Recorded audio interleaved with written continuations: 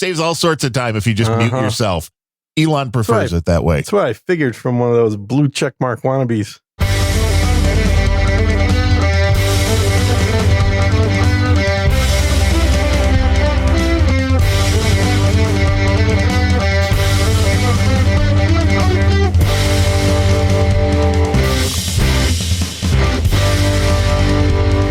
Hello and welcome to Unrelenting, episode number 54, December 16th, 2022.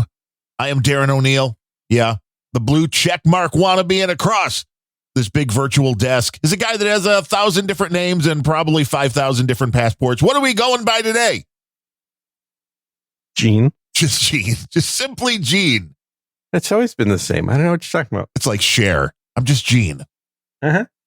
How's everything in the beautiful state of Texas this morning? It's pretty good. It's cooling off a little bit. Echo, what's the weather? Let's find out how cold it is. 47 degrees. I kind of felt like it was cooling off last night.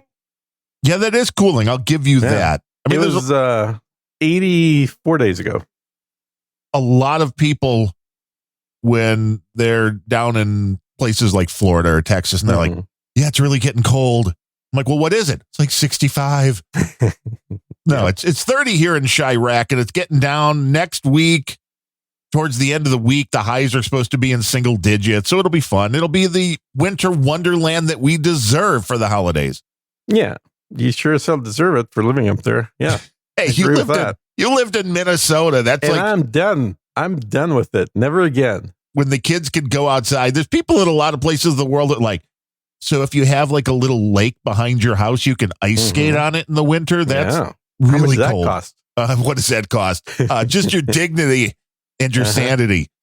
When you're like, well, I mean, if you're up from where I'm from, if you have a little lake behind your house, you're gonna play hockey on it. Yeah. Hey, the NHL baby. I used to enjoy watching hockey. Yeah, I used to enjoy playing hockey. Well, that was what, 50 years and 100 pounds ago? Yeah, it's a very long time ago. Hockey is a very physically demanding sport, which is why you don't want older, out of shape guys doing it. Eat 1 million calories and not gain any weight playing hockey. Well, yeah, you are exerting a lot of effort. I mean, in the cold weather. Well, that also. When it's cold outside and just breathing in air burns a lot more calories. Go outside, take a nice long walk when it's 10 degrees out. Yeah, 10 degrees. It's a warm day in Minnesota. It'll get your blood a-pumping. Somewhere like 40 below. But I found out, breaking news, why Elon and company don't want me to have a blue check mark. I mean, I thought for sure it was because Adam Curry was following me, and I thought that was enough to sully my chances of getting the blue check mark. But no, they finally updated their system to give a reason rather than your account does not qualify at this time. Really? Yeah. Yeah. And what was your reason? They don't like my cell phone carrier, which I understand because it's Google Voice. Oh, yeah. They don't accept those. Yeah, that's true. Because, you can't use Google. This is, I'm sure. Yeah. In the hopes that they can block spam, which is still good luck with that. No, it's just the phone number you get for free, and you can change them any day. You can. I don't like it. But I've had the Google Voice number longer than most. I registered something recently here. I can't remember which company. It might have been either Twitch or YouTube or something, and they don't like. Yeah, they're like, maybe, no, thank you. Yeah, they don't accept Google Voice. Like, I don't think Google accepts Google Voice as a form of verification. Well, yeah, and you're like, you think you would know who I am because you verified me to get the Google Voice number. But Google. They don't. They really don't. Like, anybody can just sign up that has a Google account, and anybody can get a Google account with no verification. This is not the case anymore with Google Voice. The most recent that I tried to get a new Google Voice number. Yeah, what do they say? You still have to verify it with a real phone number, which means I've got a dozen Google Voice numbers. I do too. From back in the day, verified. Before that this was a thing. I do too. Which is why you don't want to let those things expire, because it's really hard to get new ones unless you have a number. Now, I'm curious because the number I'm going to switch after the show today, I'm going to switch my number on Twitter to my iPhone that I never use, which has an ex-Google Voice number that was moved to Xfinity. Yeah, okay. So if they accept that, then all I have to do is then just change that number too and then send it back to Google Voice and be like, ha, I beat you, Elon. I beat you. But I get it. I get what they're trying to do. You do that until all of a sudden 6 months later you get a please revalidate your phone by replying to the text message we just sent. Yes. I have no name in the troll room suggest buying a $20 track phone, which will I'm curious on which They're of these. They're not going to accept that shit. That's the thing. It's like, will they even accept any of the paper go? They may not. Nope. And I thought it was hilarious, just while we're speaking of Elon, we're going to speak of him well, that he banned, well, I don't know if it was banned or, I think it's suspended is the better word here. 6 journalists from the Washington Post. Yeah, good for him. From MSNBC. It was all the big liberal outlets. Yep. And they're all freaking out now. It's like, how does it feel for this to be on the other side, right? And they have no consistency filter. Well, right, because they were the ones that were like, ha, Trump deserves to be banned. Yeah, Twitter is literally full now of people gloating and getting some schadenfreude about these reporters getting kicked off by showing images of 2 tweets from them next to each other. One talking about how, hey, it's a private company, they can do whatever they want. Right. When they were kicking off conservatives. Right. And now government needs to investigate this company, which is clearly influenced by foreign agents. Yes. As they're getting kicked off. It's hilarious. You can't have it both ways, people. Yeah. I'm all for freedom of speech and nobody getting banned or kicked off, but it's not my company. And in this case, Elon, I think, is making a good point, which is, I don't know how public this data is to show where private planes are. Obviously, it's out there. It's public. It's public data, but I think the point he's making is that I'm not going to be the flashlight that shines on this normally hard to get public data. Right. And it's not just Elon. I mean, everybody knows I'm a big Swiftie. Taylor Swift has been having the same kind of issues. Tracking her plane? Yes. Yeah. So anybody with the private plane, this is a security concern for people that don't want to be on the radar because, unfortunately, when you have a private plane, you have to be on the radar. Yeah. Unless you're the merchant of death, then you can just paint the tail over while you're in flight and then become a different plane. You mean the president of the United States, or are you talking? Oh wait, are you the merchant? Victor, are you the merchant of death? I'm talking about Victor. Oh, Victor the Boot. Yeah, Victor the Boot. That's a good nickname, though. The Boot. Well, at least you pronounce his name correctly, unlike 99% of the media. What are they calling him? Bout. Bout. Yeah, because BOUT is the American spelling, but it's not spelled that way in Russian. It's spelled Boot. Well, we're glad to be on the accurate side of things here. Yeah, we tried. But that kind of data, it's like one of the rules, doxing is a serious thing. And there's a lot of people who are just stupid. It's also totally legal. I mean, this is the thing that's so stupid is this concept was invented by hippies that you're not allowed to like repeat where somebody lives. We grew up in an age literally of the white pages. Yes. Where you had to be listed. Where everybody lived. It was not optional. Everybody can get it. Nobody's concerned about it. Well, unless you had any amount of money at all, because what ends up happening is usually then the property is purchased not under your name. Right. It's purchased under the name of a trust or something like that people don't. Now, if somebody's going to do their homework, which was a lot harder to do before the internet, it might be harder to figure out what that person would use or how they're connected to whatever entity purchased the house. But it is getting... keep talking for a second. I want to as you adjust your microphone stand and move it around a little bit. I mean, at least we are getting audio from Gene today, which was questionable just a few hours ago when his Motu decided to turn against him. The AI in the Motu, I think maybe CSB has something to do with the firmware in the Motu. I had to adjust the chaise lounge a little bit here.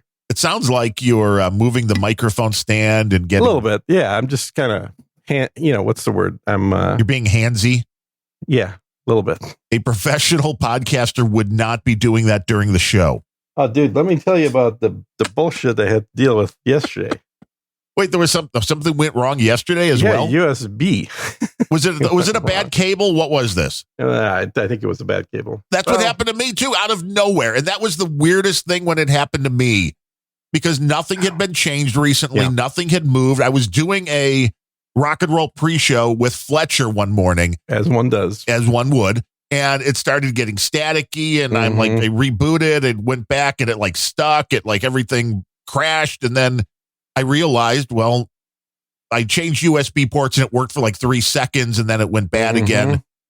Changed the cable and everything's been fine. You always assume if a cable's going to go bad, it would be one, like if you're constantly with an external drive, moving it from place to place and unplugging and plugging. But no, a cable that's just been sitting there, not being touched for months and working fine, can somehow go bad. Yeah.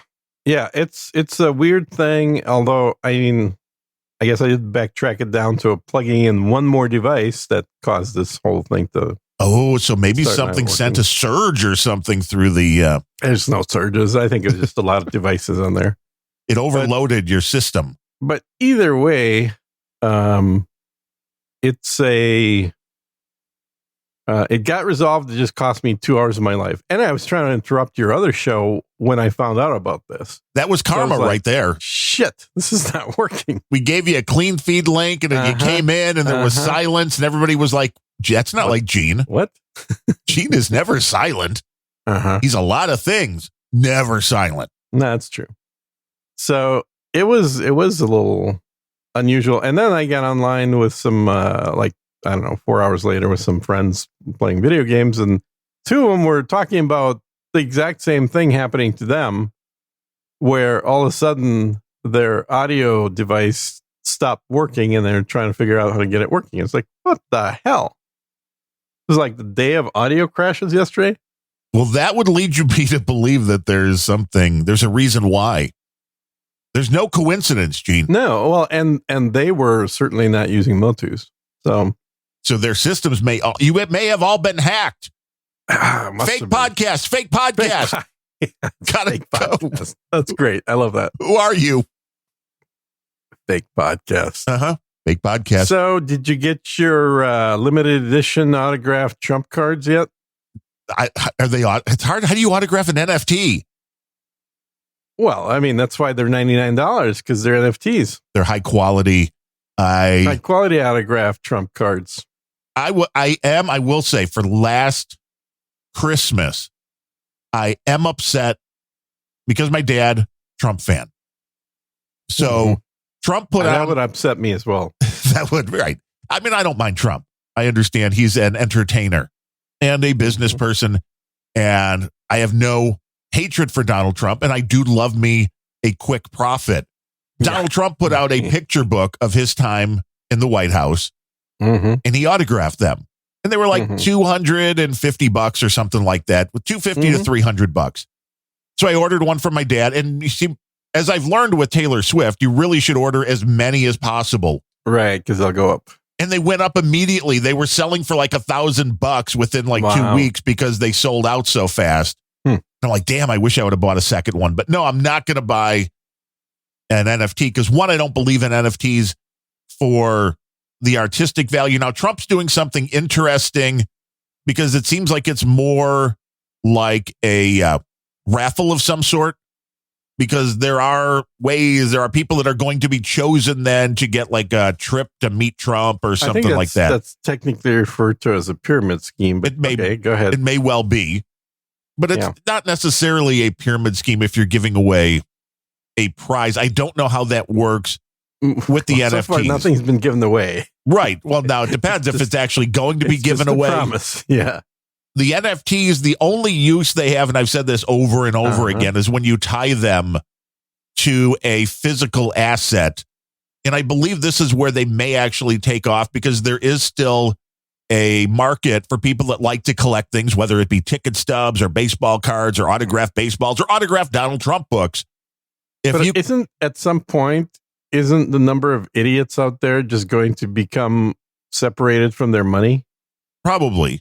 Now, the NFTs that don't have anything attached to them, that's nothing but vaporware.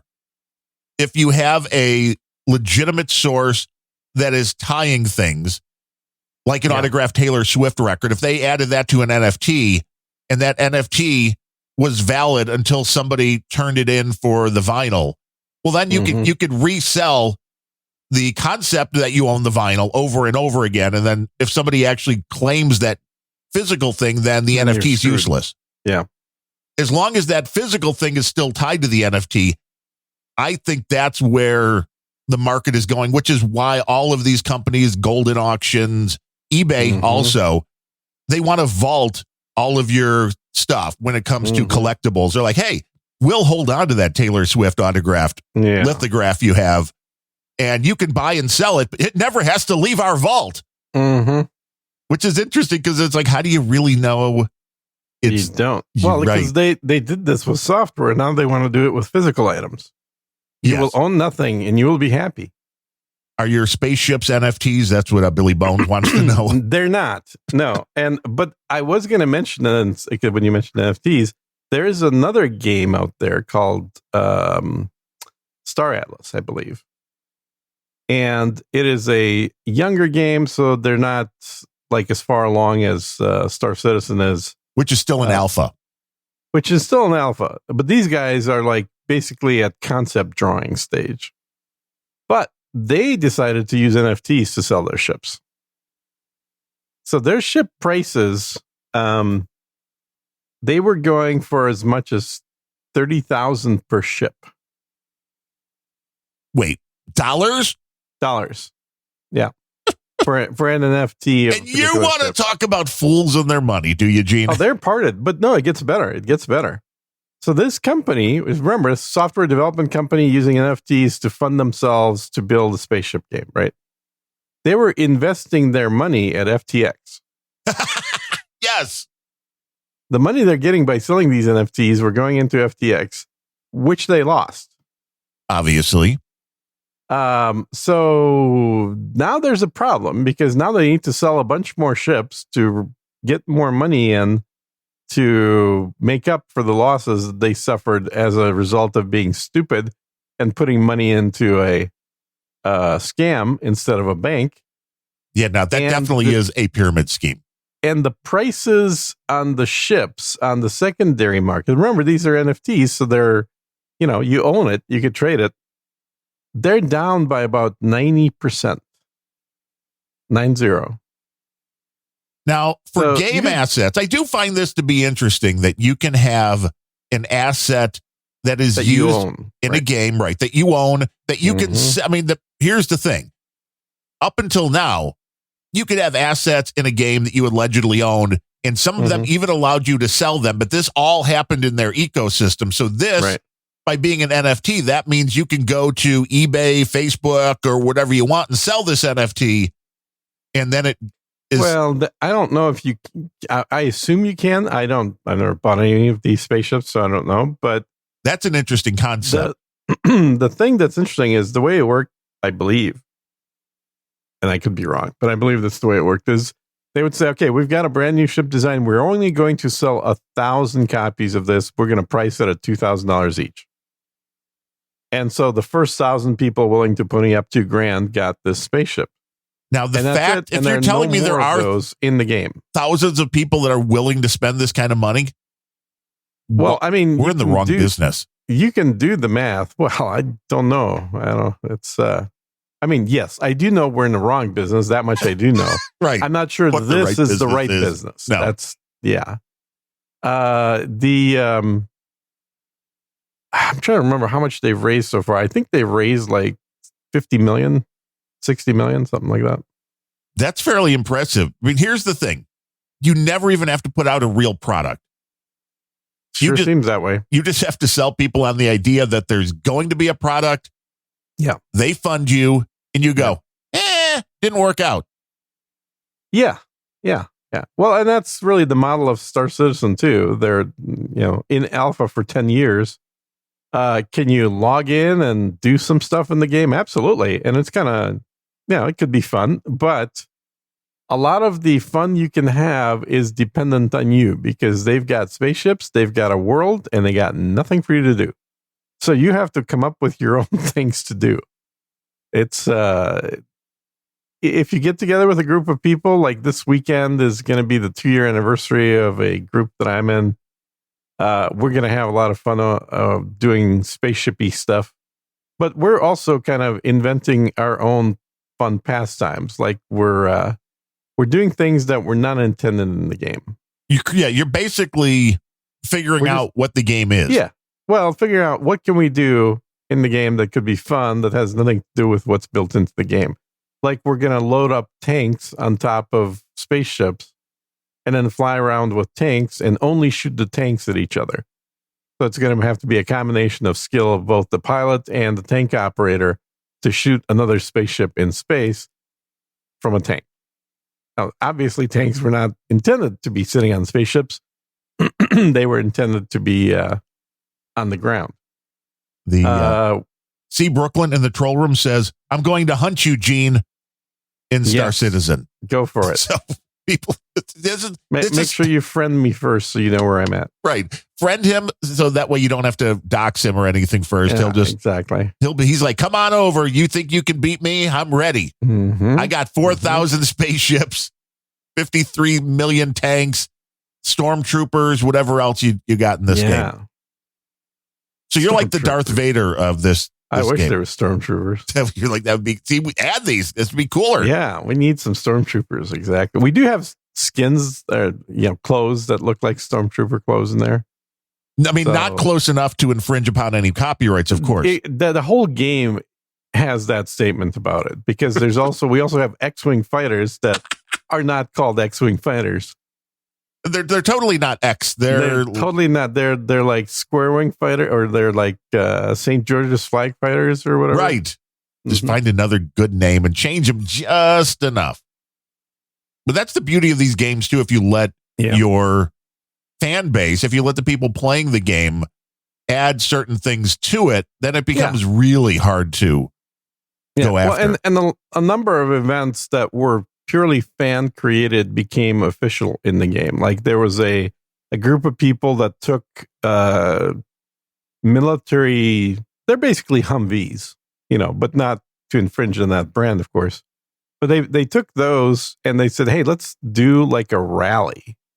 So there was an 8-hour long ground race that they organized. And then every year there's more and more people coming to do it, to the point where it became an official event, and now actual ground racetracks are coming to the video game. So they will do stuff like this. There's also a group of people that found a bug in the game that sold drugs at a very cheap price in the game at a certain location. So get you a little Cialis or Viagra, something like that. Little meaner drugs than that, but. But basically, they were sold super cheap. So if you bought them there and then sold them in space stations that buy drugs, you could be a space station drug dealer. This sounds like a game. Space station drug dealer. This was not really by intent, but because they were so cheap, people started like fighting each other over the control of that territory. And so consequently, it's a place called Jumptown. It's a great name for it. And so consequently, there were, the cheap drug buying turned into military actions with groups coming super armed to fight other groups for the ability to buy drugs really cheap and then resell them. So it's kind of like the cartel wars, really. And even though this was a bug in the game, eventually the game company decided to formalize this, and now it has multiple events called Jumptown running on different planets where you can buy drugs for cheap, but at the risk of other people coming in to do that as well. And, they publicize it. They tell you when they're going to start, when they're going to end, and try and promote these things. So the game company is good in this regard. They're taking player created content, essentially. People coming up with things to do because there's not much to do, and then saying, hey, that could be a part of the official game. Well, that's how it grows. Yeah, I like that aspect of it, for sure.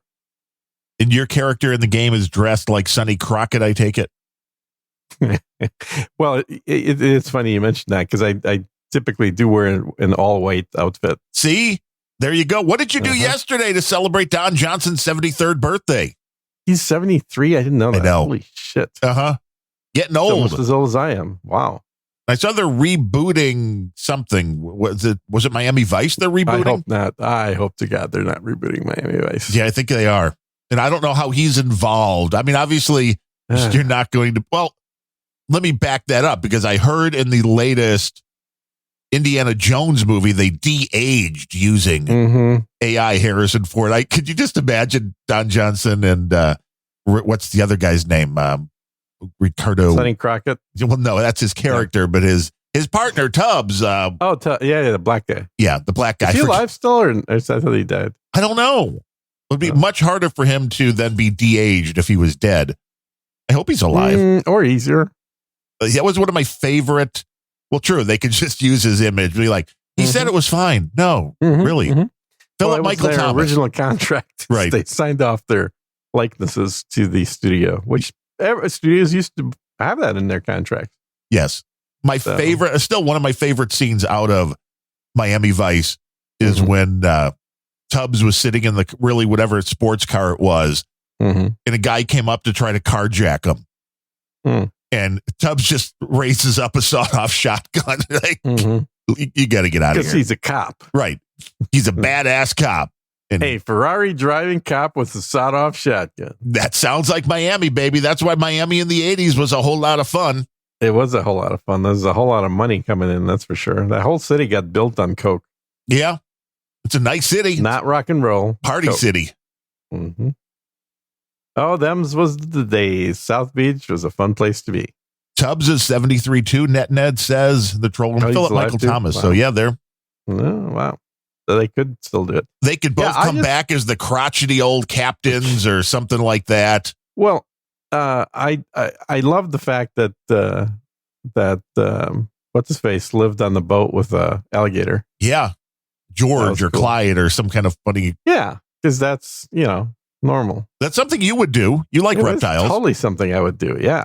I mean, if I lived in a place where alligators were like people, I would totally live there. And you think that snakes are dangerous? The gator, that's fine. That's perfectly normal. Well, the snakes eat the gators in Florida. Oh, well, that's even. Yeah. It's even it's the circle of life, I suppose. Something like that. Yeah, it's they're. This is why I can't move to Florida. I've mentioned this is because my snake is illegal in Florida because they have a problem with these snakes eating the native gators. So you have to stay in that freedom-loving state of Texas. Although, yes, there's only 2 states to live as far as I'm concerned. Florida and Texas. Florida and Texas. Yeah, that's kind of what you're down to. Yeah, Indiana's not bad, but the weather is not quite as nice as Florida or Texas. I don't know about Indiana. It's freedom-loving compared to Illinois, which compared to Illinois, I think every state around Illinois is freedom-loving. Wisconsin, which has the worst cops in it, is freedom-loving compared to Illinois. I mean, some places in Russia, way more freedom-loving. Cuba, probably way more freedom-loving. China, way more freedom-loving than Illinois. More freedom-loving than Illinois, for sure. I mean, at least they don't abuse their people there the way Illinois does. I like the Don Johnson reboot they did. It was just a movie, I think, of Nash Bridges, because I know there was something with Nash Bridges. But that was a really good series, too. It was not very well received, I don't think, but I thought it was pretty good. I like Don Johnson's character in Southbound and Down. Well, you like Don Johnson in everything. Well, he did a good job of playing a crotchety kind of a, which he is now. Right, but he was the father of the main character of Danny McBride, and he was like this old ladies man type. Yes. No, that was a funny movie as well. I mean, if you like baseball and that was a TV show, not a movie. Yeah, it was a series. Yes, not a movie. But Don Johnson has been in a lot of good stuff. I had no idea. I mean, maybe I just blocked all of this out, but there was a clip I pulled for the Rock and Roll pre-show of him singing on a German television show, promising to come tour there. It's like, oh my God. I know. It's like, what did everybody, like, this is the Hasselhoff thing. Yeah. Like, well, we have a very popular American television / movie guy. Germans not know the difference between singers and actors? I don't know. Maybe that's the only thing. All actors are singers. Right. That kind of explains it.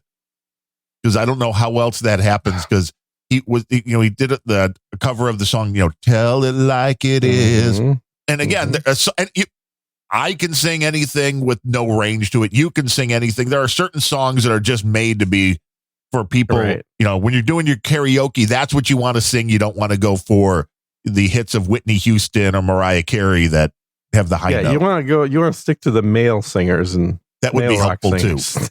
I can do Tequila really well. Tequila. That's just the one word songs, even better. The one songs are good. Yeah. The one word, that's all you need.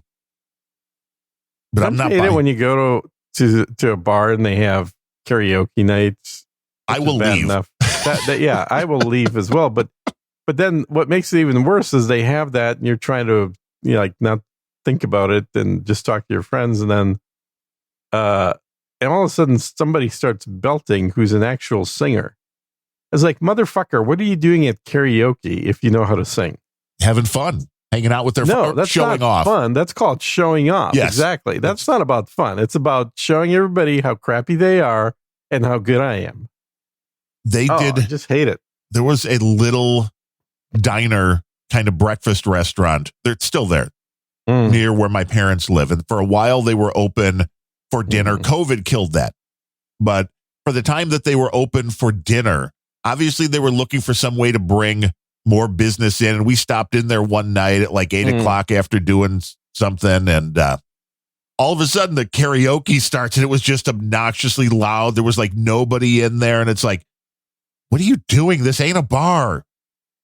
This is not what people just coming in for a BLT want to be accosted with. Yeah. With really bad singers. Yeah, that's horrible. I don't like it, but I'm not buying me no Trump NFTs. I'll tell you that. No, he got a few comments about trying to peddle that stuff. Do you think he understands what an NFT is? Because he's old. I don't think he's really. All he understands is that he's going to have the best NFT anyone's ever had. Yeah, it's going to be unbelievably good. It's gonna be a killer. Gonna be the best. If you've seen an NFT, you've never seen anything like this NFT. Right. This is the most powerful NFT. Yeah, this is the strongest NFT. Strongest. What the fuck does that mean? Hey, that's the strongest marketing, NFT baby. that's ever been done. You cannot break this NFT. I mean, to the point where Snowden had to do a shoulder shrug emoji and say, "Where have we gone to?" Wait, I have no name in the troll room. Trollroom.io, when we do these shows live, is reporting that it sounds like all 45,000 of the NFTs have sold out. If that's true, then Gene and I are really in the wrong business. Well, yeah, we should be in the business of trying to pitch a product to Trump to sell a Trump version of the product. He's linking to an article out the hill.com, raised $4.5 million selling NFTs. Well, like I said, I guess there are still enough fools out there that waiting to be parted with their money. That is crazy. So, or there's no fools, and it's just maybe we're wrong. What do you call those guys? The guys that buy shit just to resell. The flippers. There's a worse word for them than that. Then flippers? Scalpers. The scalpers. Well, scalpers. I mean, that's mainly tickets. Flippers are for products overall. Scalpers are for everything, dude. Because this just happened. So a new video card I've never heard anybody say a scalper on a video card. Dude, scalpers. That's what they're called. New video card just came out 2 days ago. And I missed my goddamn chance to buy it because I got up a half hour too late. Oh, well, that's a surprise. Yeah, so they sold 260,000 units in the first 30 minutes. Whoa.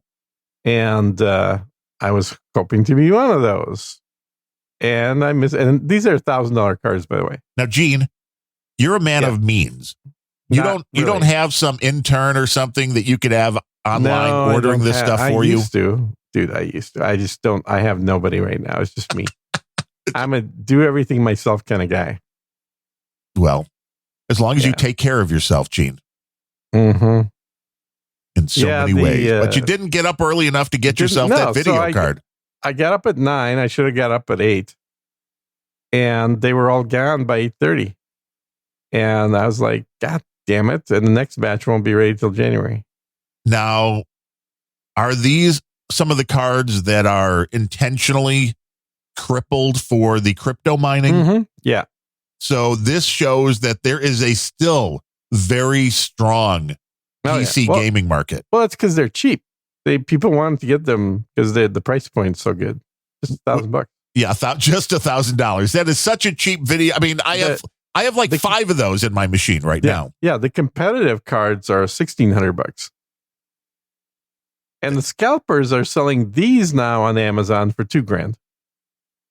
Because the interesting thing now in the Biden economy is there was an article that was pointing out there's never been a better time to buy an air fryer. Because electronics. Well, I guess I'm right on the bleeding edge then. Huh? You are.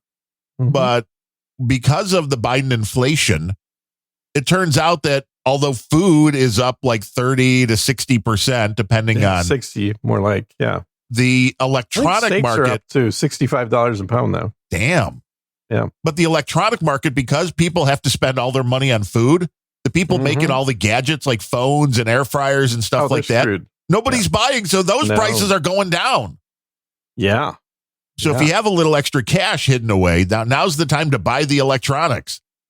TVs were down like 20%. You know, it's crazy. But all of the electronics that normally go off the shelves in this time of the year. They're giving TVs away. It's amazing. I bought 2, because one was an old one. I bought 2 4K TV sets, and they're super cheap right now. Yeah. I mean, I've thought of doing that. I have in the office here. Now, I mean, you can never really do it because it would be a pain to mount, and then it would probably heat the room up like a mofo. But I've got 5 different posters in this room up around the room. Oh, you could totally do it. Right. There's a video I just saw recently of a guy who got 75-inch TVs, or maybe even 80-inch TVs. And he basically did a fake window for a basement room. That is awesome. Did you watch that video? No, but I love the concept. It's very impressive. So he did it, they're all like long way up. There's 3 TV sets that look like a 3-pane window. And so they're, instead of left to right, they're top to bottom. And then they're all hooked up to a single computer that's generating the image that's going in there. And he can have a winter chalet in Switzerland view from his basement, or he can have a Bora Bora sitting on the beach view from the basement. Right. I mean, and it looks super realistic. It's like, I'm sure if you get right up to it, obviously you can tell. But if you're sitting on a sofa, you're just, doing whatever in the basement, I think your brain's just going to act just like you're actually in a normal, room in that place. Well, hell yeah. You could even have a nice 4K camera mounted outside the house that just looks like you're looking outside your front door. Stupid. If you got the opportunity to have a window that can literally be anywhere, you're really going to mount a camera outside your house and have a shitty view like that? No, I'd mount it outside of Adriana Lima's house. Inside of Adriana Lima's house. Or inside, exactly. That's the 4K view I want. This is her mirror. Right. There you go. Happens to come out of my house. Now that is a technology I would invest in. Let's get some NFTs done for that. Yeah. How do we make some? That reminds me of a great movie, which is the something John Malkovich. What was it called? Being John Malkovich. Yeah, that was an awesome movie. It was quirky. There's no question about that. It was so twisted, man. Not like disgusting, but just twisted in a way that reality bending. It's like, what? Well, reality bending, and then Cusack was in that, wasn't he? Cusack was in there. What's her face was in there. You know who I'm talking about? Yeah, I would spit out my coffee too, because it's like, oh yeah, what's her face? Wasn't Scarlett Johansson again? Was it? No. No. That's usually who you mean when you say what's her face. Well, I know. I like Scarlett. No, it was the something about Mary chick. The hell's her name? Right, Cameron Diaz. The Mexican one. Yeah. The Mexican one. Yeah, she was in it. And she was not playing a hot chick. She was playing Cusack's wife. Who became a lesbian. That was great. Such a hilarious movie. I mean, if you were married to John Cusack, you'd probably become a lesbian too. Well, that's probably likely. Yeah, that's true. Good point. Well played. It was a very and John Cusack's in it too. We already said that. Oh, sorry. No, Malkovich is in it too. Well, of course. I mean, if the movie is becoming or being John Malkovich, then I would hope. I mean, it would be, I guess, funnier maybe if he wasn't in it. If he wasn't in it, right? But no, he's actually in it.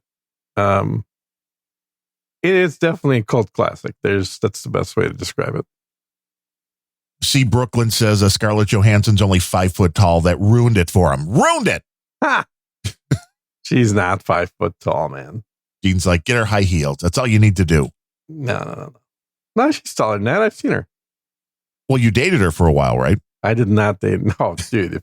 I'd be talking about that all day long if I dated Scarlett fucking Johansson. If you accidentally ran into her for 30 seconds one night, you would be talking about that every day, nonstop. There's a few actresses out there that I wouldn't mind spending a day with. Yeah, really, that's all you need. I mean, one day. Yeah. What more do you need? She is 5'3" or 160 centimeters tall. Yeah. 36, 25, 36 at 5'3". That to me is a perfect body right there. Gene's like, when I'm done with her, I mean, really, if you're on a flight, you could just put her in the overhead carry-on compartment. And it's the appropriate size for a woman. Gene at sirgene.com. If you want to send him a message. 100 pounds. Scarlett's in the news, though, because she's complaining that she was being groomed to be a bombshell in her early acting career. That's true. Boy, how she suffered. I know. And it's like, wait, so you were an attractive actress and you're surprised that they put you into roles that calls for an attractive woman? I don't understand. More importantly, she was told to be more attractive. It's like, see, now that could be a little rude. Like, here's the thing. She really is very average looking. If you take Scarlett Johansson with no makeup on. Well, that's a part of it. Yes. Yeah. Then she kind of looks like Taylor Swift. There's a lot of people that are like that. Adriana Lima, not. Yeah. That's the rarity. There are women out there and, consider yourself lucky if you ran across one in real life who look absolutely gorgeous with no makeup on. And quite often they don't realize it. And because the vast majority of women, by statistical percentages, absolutely need makeup on in order to look good. Otherwise, they look like, somebody you wouldn't want to sit next to in the Starbucks. Wow. What's true? Damn. Sir Gene getting real. But I always do. But there is definitely a percentage of women out there, and I've had the good fortune of being around a few that look that good when they roll out of bed. It is a rarity. It is definitely a rarity. So odds are you won't meet many of them. They'll get married. And then they'll become actresses and they'll complain that they're being groomed. To look good. Yeah. No, I've always liked Scarlett Johansson's look. Ever since Lost in Translation, where she was in her early 20s. She might have been like 18. I think she played 18, but she was in her early 20s. Because that was one of the movies she mentioned, like, well, then I was going to be the object of desire, the person they other guy lusted after. Her combined with a 50-something-year-old Bill Murray was definitely a little pedo-ish. Well, no two ways about it. Yeah, and it's Bill Murray as well, which he's looked way older. What is that supposed to mean? I mean, he's always looked like older than... Yeah, he looked like an alcoholic is what he usually looked like. That may be accurate. So she's born in 1984. What year did 2003 it came out? So she was probably filming at 18. Yeah, probably was 18 then. Fuck. I thought she was 20. You're like, hey, legal. But yeah, then with Bill Murray at that point. Definitely legal. Yeah. Scarlett Ingrid Johansson. This is how Hollywood just corrupts the minds of Americans. What the highest paid actress of 2018 and 2019. Yeah, so I know she's had a really hard time. Just making all that. But Gene, it is not easy making all that money. That is why we choose to be podcasters. Definitely not. I mean, with that kind of money, we don't want to be making any money. We don't want to ruin our lives with cash. Yeah. We do not want to ruin our lives with cash. There was a Republican, was it a senator, a House member, who was it, Lee maybe, that wants to ban porn? What? Yes. I'm like, wait. Good luck. Do you not understand how the internet works, Utah Republican senator? Oh, Utah. Okay, well, that makes sense. Mike Lee. Yes. Introduced the Interstate Obscenity Definition Act, a bill that nominally aims to establish a national definition of obscenity, but which would in effect outlaw all online sexual content nationwide. Okay. I don't know what that's going to do because I watch Mormon porn occasionally. What? What is Mormon porn? Well, Mormon porn is made in Utah, and it has people engaging in pornographic activities that are wearing the traditional garb of the Mormons. That seems a little twisted, but whatever gets you off. It's a thing. It's not everyday porn. It's like a specialty porn. Special day porn. Only for those special occasions like Christmas and Festivus. It's like when you want your porn to have people still wearing clothes while having sex. Which makes it way, way more complicated. It makes it a little weird. But the concept, though, of outlawing. But it does have like a whole bunch of wives in it. Well, see, I don't know. Young wives. Well, that's fine. Scarlett Johansson style wives. Oh, well, see, that's okay, but they're still wives, which means everybody knows what happens when they become the wife as opposed to the object of your desire that you are dating. There's a big difference. This is where I think the solution of having a whole bunch of wives kind of comes into play. That you can let them compete with each other. This is like a ranking. See, this is why women hot when they're single, because they're competing for a man. They're trying. And when they get married, they say, got one. Don't need to do shit anymore. Don't need to wear makeup. Don't need to exercise. Don't need to do anything. Now I got me a man, and he's not going anywhere. Right. I married Adriana Lima. I woke up with Kathy Griffin. That's usually how it works. Yeah. And you know the story about the blowjob. The story. Oh, it's about the blowjob. Everybody knows the story about blowjob. I'm not sure I know the story. Guy proposes to a girl. Of course, she accepts. Oh, of course. Yeah. Because that's their only goal in life is to get married. Pretty much. That is the only goal. And that's genetic programming right there. And then, she just super happy, gives him an incredible blowjob. You're going to have to mark this show as not for kids, by the way. I think we always do. Okay, good. I wasn't sure. Out of an abundance of caution. Incredible. Guy's super happy.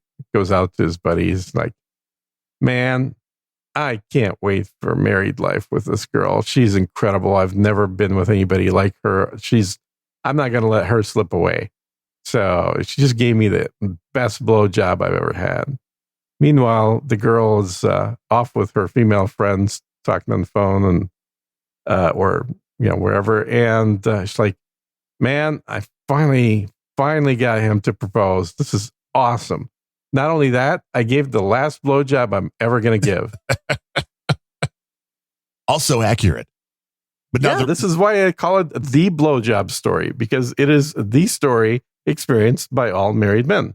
And the main reason for telling that story, of course, was to discuss whether or not this episode of this podcast would now be outlawed in the United States if Mike Lee's law Because if it'd be outlawed in Utah anyway. Well, outlaw all online sexual content. It's like, wait. Good luck. Right. Good luck. The porn lobby is like the biggest lobby out there.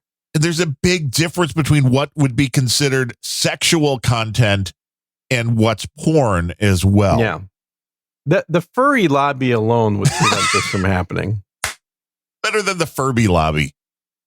Yeah, I don't know about that. Sounds a little too kinky for me, but the furry lobby is substantial, and they just had a massive event in Chicago. You know that? I did not. Yeah.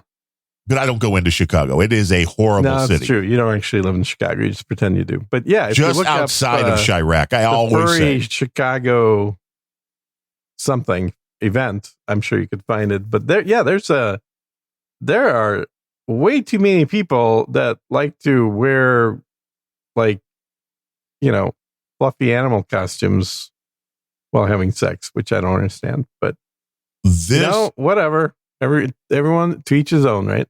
This particular law that's being proposed would define obscene content as, quote, taken as a material that taken as a whole appeals to the prurient, P-R-U-R-E-N-T. What is prurient? That's a word I'm not really familiar. Probably an offshoot of Puritan. Could be. Interest in nudity, sex, or excretion.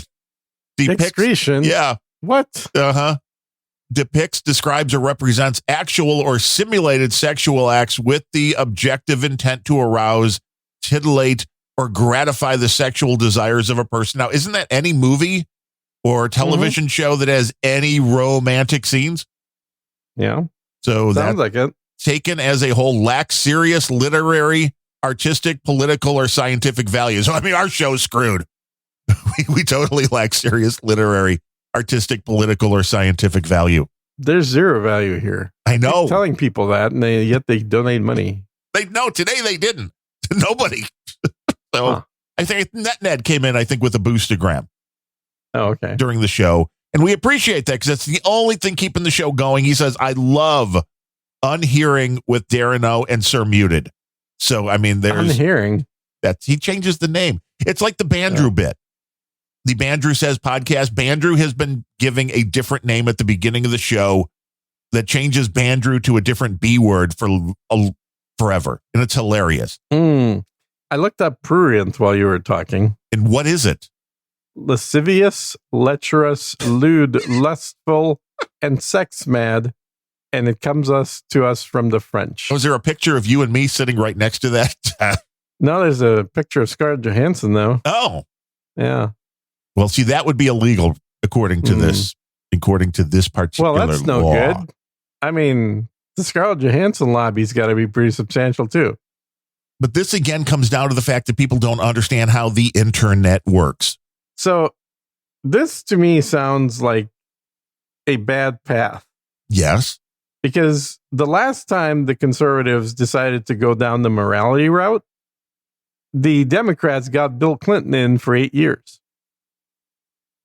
And then we know what he was doing in the White House. Exactly. That's my point. So that's a sure way to end up losing, because the difference is the Democrats don't mind talking about it. The Republicans just do it and sit quietly, but nobody wants to actually ban this shit. Well, it's all come down to personal responsibility. You don't have to consume it. Yeah. Sex in any form is none of the government's purview except for pedophilia, which is illegal. And I would argue pedophilia has nothing to do with sex. I think that has to do with a mental psychological disorder. Yeah, exactly. Oh, I would agree. Yeah. And it's more about control and this concept, though, it comes down to you don't have to, if you're an adult, you don't have to consume anything on the internet that you don't want to. I've never randomly found porn sites on the internet. It's not like only it when used looking to for be. them. I know, right? Now, when it used to be in the case, if you went to the wrong website, all of a sudden you get a Pornado, which was fun. Mm-hmm. I miss the days of Pornados where pop-ups came so fast and anymore, furious. Man. No, you remember they had a scheme for a while that they were they were going to pass a law that all porn sites had to be in the XXX domain. Right. Which I thought was actually a great idea. I mean, I could see why they wouldn't want to do it, but I also thought this makes sense because if you're looking for it, then you just limit your search to XXX. Yes, and you can easily filter it out if you're a parent and I don't want this on my machine. Super easy to filter, and you could literally just type a random word .XXX and you'd find something. And everybody wins because it's a total win-win for the people that are looking for it. The tornadoes. If you're too young to remember this, back in the day, when you'd go to a bad website and all of a sudden it would start popping up windows so fast that you couldn't close them. There were no pop-up blockers back then. Yes. And that was the thing. They're right. There were no pop-up blockers, and these things would spawn windows so fast that basically you were reaching for the power button on your machine. Mm-hmm. Gotta shut this bitch down. You had no chance of clicking on a close button. And then every button on there just popped out 2 or 3 more windows. Right. God forbid you try to hit close. That's not a good idea. No. So it would pop up a modal dialogue that you can't get past saying, "Are you sure you want to close this?" while it's popping up 20 more windows. Right. And it's yeah, hit the power button. Mm-hmm. Kids today, they have it way too easy. But I know, right? You don't have to consume this stuff. And if you're a parent, be more responsible and know what your kids are looking at. I'm tired of the concept that, I've got a 10-year-old and he should be able to be on the internet without me watching him. No, he shouldn't. Yeah. And he shouldn't. But also, the kids these days have zero interest in sex because they're full of estrogen. Gene at SirGene.com. I'm just throwing facts out. That's all. There is something to be said for that. There is. That the kids are doing, it's funny, kids are smoking a lot less, but they're doing a lot more weed. Yeah. And they aren't as interested in sex. I'm thinking, one, I've never done weed, so I can't really tell you. But you should see whether it works on you or not. Whether it works. Well, I know you said it doesn't. You need No, I need a megadose. Super, which is great if you're trying to take advantage of stoners because you're yeah, sure, let's get high, and then you just take all their money. I was in a car with Brian Brushwood and a couple other dudes. Well, see, there was your first mistake. When they were smoking nonstop to the point where you couldn't see inside this car. Right, I'm thinking, is this like a Cheech and Chong bit? It is a total Cheech and Chong bit. We were in Vegas, and Brushwood was in the mood for getting high, and it was one of these situations where I thought, well, this will be fun. And then I realized very quickly that I was the only guy in the car not having fun. You're like, why? I've got the contact high going. Okay, guys, we can't see anything in front of our faces. It's a foot away. What was the point of doing this again? Because I'm missing this whole point. And then after this, finally, we get out of the car and go to which incidentally, if you're going to do illegal drugs, why the fuck would you do them in the car? That makes no sense to me. But we get out to a restaurant. All 3 of these yahoos they got fall the munchies. Asleep during dinner. They fall. Wait, no. They literally fall asleep, and I'm the one buying dinner for everybody. So it's there was your second mistake right there. I would have just left the table, and the 3 of them could wake up and pay the bill. I wish I remembered the other guys' names. But these are all magicians, and it was the time that Brushwood was on Penn and Teller. Gotcha. Yeah, the Fool Us show. Yeah. We knew he wasn't going to fool him with his voodoo surgery. He wasn't going to fool anybody. He just did it for fun. It was a good performance, though. Yeah, no, he's good. He's good. He's a good guy who never seems to call me back. Fucker. Yeah, we got to get him on the show. He was going to get you on his show. Yeah. Multiple times he's promised to do that. Usually if they want to shoot you with a crossbow or something like that, just to see, see if this. He really enjoys when the other guy gets, takes the nads. Who wouldn't? Yeah, this is true.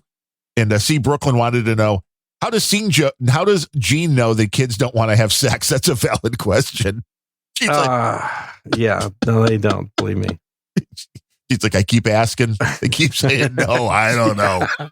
This is comedy. Comedy. Look at this. We're doing a comedy show now. You could put this under R-rated comedy on Apple Podcast right there. Fake comedy show. Fake comedy show. Comedy show.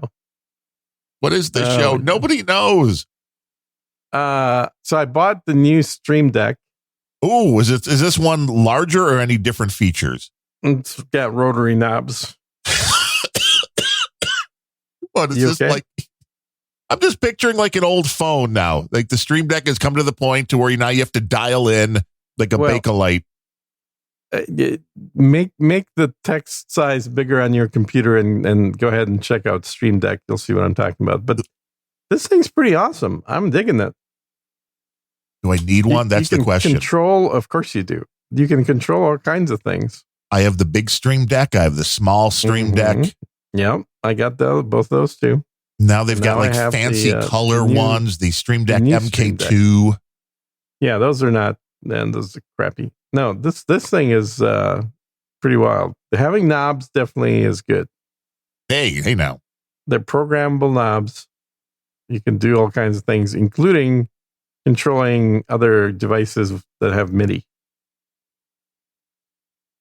I'm looking here. Mm-hmm. I see all the ones with the buttons, trigger automations. Yeah. And I have really never even taken full advantage. Having a large one and a small, really, I mainly use it to watch crypto prices.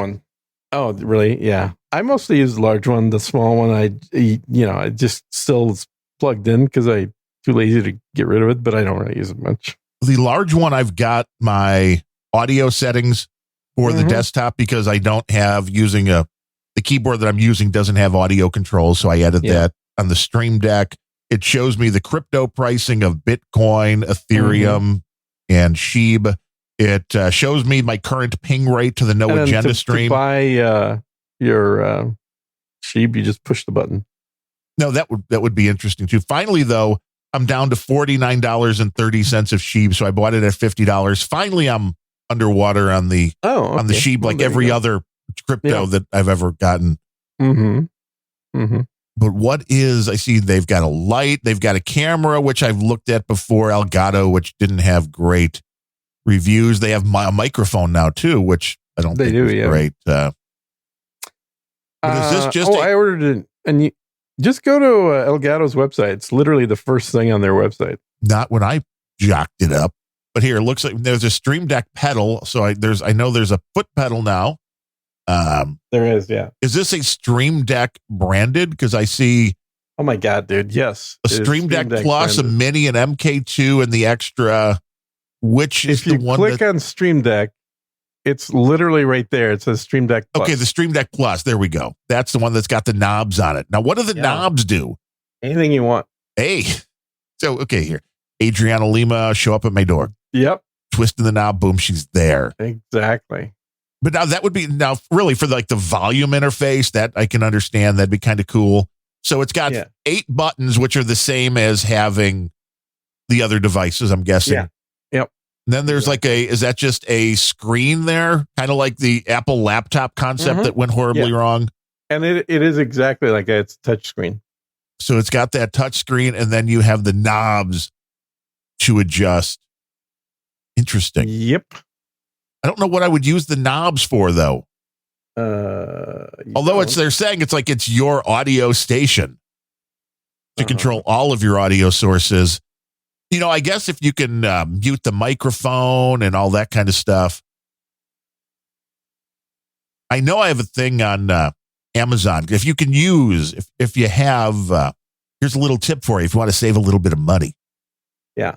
If you have an American Express account that does points, Amazon right now, and I saw this the other day, but it wasn't offered to me. It finally popped up on my Amazon account.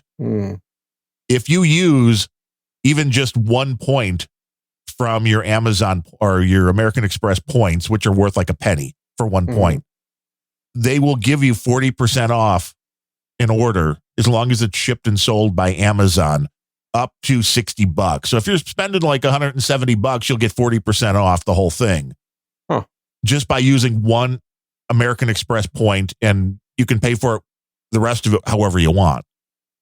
But 40% off is pretty good at Amazon. That's a significant chunk of change. I've noticed Amazon quite often has coupons that just kind of pop up for shit I'm buying, which are unexpected. Like I didn't click on the product because I saw a coupon.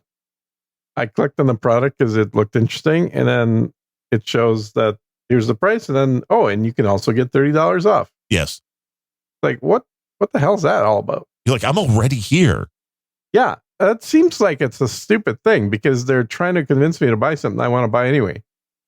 Hey, nobody said they were good at what they're doing. I think everybody said they're good at what they're doing. They're making money, kind of. So I ordered a new microphone test. Oh, well, I thought you loved the Electro Voice RE320. I do. This kind of came about from a friend wanting to know what's a good portable mic. USB or XLR? USB. Gotcha. And I said there aren't any. Well, there are some that are decent. They're not great, but they're decent. Look, the closest you can come to a good portable mic is get a high-end lavalier mic. Those quality-wise are excellent. But do people know how to use those well? Well, you can watch a video to learn how to use it. Your buddy Brandberg or whatever his name is might have a video on that. Yeah, he's been just doing some stuff on lavaliers. I've got one. I've never even taken it out of the box. When Rode, like 2 or 3 years ago, started out there, hey, send us a 90-second podcast. And they did their little thing where, they'd have the experts rate them, all that other bullshit. If you were like one of the first 500 or something, they sent out a pack with one of their lav mics in it. And I haven't even tried it yet. So I really should do that at some point. Wow. I've got like 5 or 6 different brands of lavaliers. They're honestly, even the cheaper ones for like $100 are pretty good. But like the $500 ones are excellent. Do they have more of an issue with room noise if you have like a reverb issue in the room? No, because they're very directional and they point at your throat. Okay. And so you got pretty much the best soft tissue absorbing material there. And that's where the noise that you want to pick up comes out of. So the lavaliers tend to give you a fairly isolated sound, which is good. The cheaper ones, that's the biggest difference. The cheaper ones, they're not quite as directional. And those are going to pick up everything and anything. They'll pick up a lot more stuff for sure. But now, what did you order? Was it a lav or a... No, it wasn't a lav, because in the process of looking, one of my recommendations was like, hey, that I bought a gaming headset that has a DSP in it that has the most useful feature for doing a podcast, which is a noise gate. And you remember I used that when I was traveling. Yes. And while it doesn't have quite the smooth sound of the Motu processing the RE320, it's still way better than just a generic mic. Well, as it turns out, that you can now get a what the hell's the brand? The it's not an iceberg. What the hell am I thinking of? An iceberg? That's lettuce. That's lettuce, Gene. You have lunch on your mind? I do have lunch on my mind, but that's not it's not lettuce. What am I thinking of? It's a microphone brand that makes you think of the Titanic. Sounds like an iceberg. Sounds like an iceberg. You mean the sound an iceberg Yeti. Makes? Yeah. Oh, Yeti. Yeah. That doesn't sound like iceberg at all. Yetis live on icebergs. Makes total sense. In your mind, perhaps. Where do you think they live? The Yetis in Disney World, but it never works at that ride. Okay. Anyway, so the Blue Yeti has the Blue Yeti Nano Premium USB mic, which has the built-in voice software from like the same, allegedly. Like I'm waiting to get it so I can test it. But if it has the same DSP in it that my gaming headset has, which is also a Yeti, then this could be a good solution for a portable mic because it's small. It's a condenser mic. I mean, it's way smaller than an RE320, but so is every other mic, I guess. Well, not everyone. Most of the broadcast microphones the dynamic broadcast with, that's the category. There's everybody always asks, like, what makes it a broadcast? Well, it looks like broadcast is mainly, it's nothing to do with the audio, because people point out there are a lot of dynamic handheld microphones that have been around for 50 years that work just fine for podcasting. I don't know about that. They should say podcasting on it to work for podcasts. Right. It should have to say podcast or broadcast, but they're all fairly large. I mean, I've got, again, the 320 and 20. Those are the same body. Those are pretty big. The PR40, which is almost as big. It's a little smaller. The Heil PR40. A little smaller. It's definitely smaller. The Shure SM7B, a little bit smaller. Definitely smaller. Yeah. But they're not small. They're not. No. They're not. Well, this thing is definitely smaller. But I'll tell you more when I get it. But the point is, it's supposed to have a built-in DSP that has a noise gate and a few other effects, but including compressor. But the most important one being the noise gate, because a USB mic with the noise gate for under $100, if it works, that's going to be the main thing I start recommending to people that want to get into podcasting. Yes, if the software works and people understand how to use the microphone. The biggest problem is not usually the microphone that people are using. It is the misunderstanding of how close you have to be, what happens if you really move around. Yeah. And a lot of people don't realize what a noise gate is, as opposed to what a compressor is and all of these things that are done to process the sound.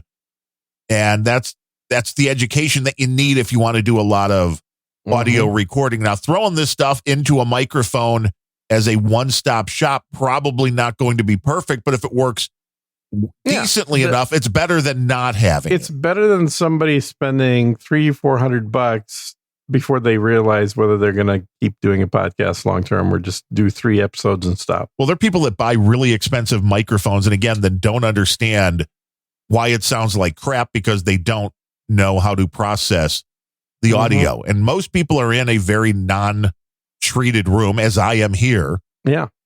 And you can either go through the process of putting up foam all over the room, or you find a dynamic microphone. Cardboard boxes, I find, work really well. Yeah. Well, there are people that put, for voiceover people, especially when they get started, you hear stories of more than, well, it seems like almost everybody, we'll put it that way, that gets into voiceover.